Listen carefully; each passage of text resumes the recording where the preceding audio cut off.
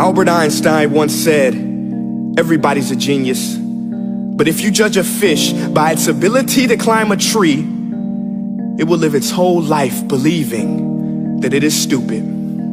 Ladies and gentlemen of the jury, today on trial we have modern day schooling. Glad you could come. Not only does he make fish climb trees, but also makes them climb down and do a 10-mile run. Tell me, school, are you proud of the things you've done? Turning millions of people into robots, do you find that fun? Do you realize how many kids relate to that fish? Swimming upstream in class, never finding their gifts, thinking they are stupid, believing they are useless? Well, the time has come, no more excuses. I call school to the stand and accuse him of killing creativity, individuality, and being intellectually abusive. He's an ancient institution that has outlived his usage. So, Your Honor, this concludes my opening statement, and if I may present the evidence of my case, I will prove it. Proceed. Exhibit A. Here's a modern day phone. Recognize it? Here's a phone from 150 years ago. Big difference, right? Stay with me. Here's a car from today, and here's a car from 150 years ago.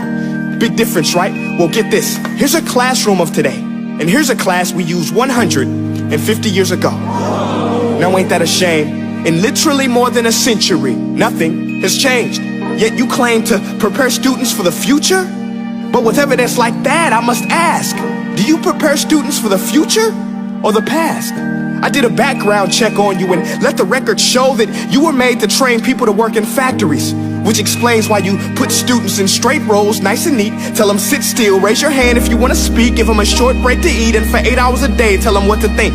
Oh, and make them compete to get an A letter which determines product quality, hence grade A of meat. I get it. Back then, times were different. We all have a past. I myself am no Gandhi. But today, we don't need to make robot zombies. The world has progressed. And now we need people who think creatively, innovatively, critically, independently, with the ability to connect. See, every scientist will tell you that no two brains are the same. And every parent with 2 or more children will confirm that claim.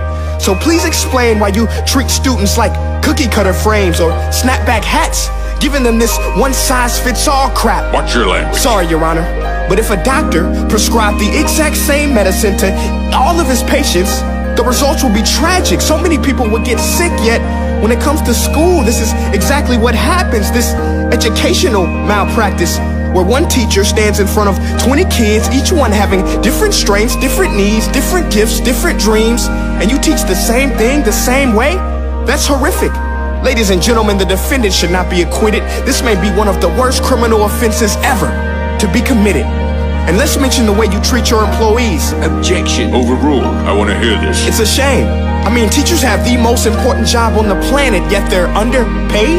No wonder so many students are short-changed. Let's be honest, teachers should earn just as much as doctors, because a doctor can do heart surgery and save the life of a kid, but a great teacher can reach the heart of that kid and allow him to truly live. See, teachers are heroes that often get blamed, but they're not the problem. They work in a system without many options or rights. Curriculums are created by policymakers, most of which have never taught a day in their life. Just obsessed with standardized tests. They think bubbling in a multiple choice question will determine success.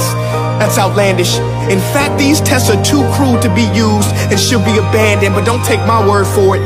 Take Frederick J. Kelly, the man who invented standardized testing, who said, and I quote, "These tests are too crude to be used and should be abandoned." Ladies and gentlemen of the jury, if we continue down this road, the results will be lethal. I don't have much faith in school, but I do have faith in people. And if we can customize healthcare, cars, and Facebook pages, then it is our duty to do the same for education, to upgrade it, change it, do away with school spirit, because that's useless.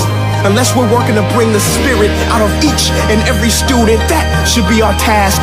No more Common Core. Instead, let's reach the core of every heart in every class. Sure, math is important, but no more than art or dance. Let's give every gift an equal chance. I know this sounds like a dream, but countries like Finland are doing impressive things. They have shorter school days.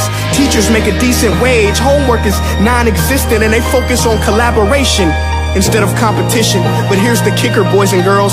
Their educational system outperforms every other country in the world. Other places like Singapore are succeeding rapidly. Schools like Montessori, programs like Khan Academy, there is no single solution. But let's get moving, because while students may be 20% of our population, they are 100% of our future.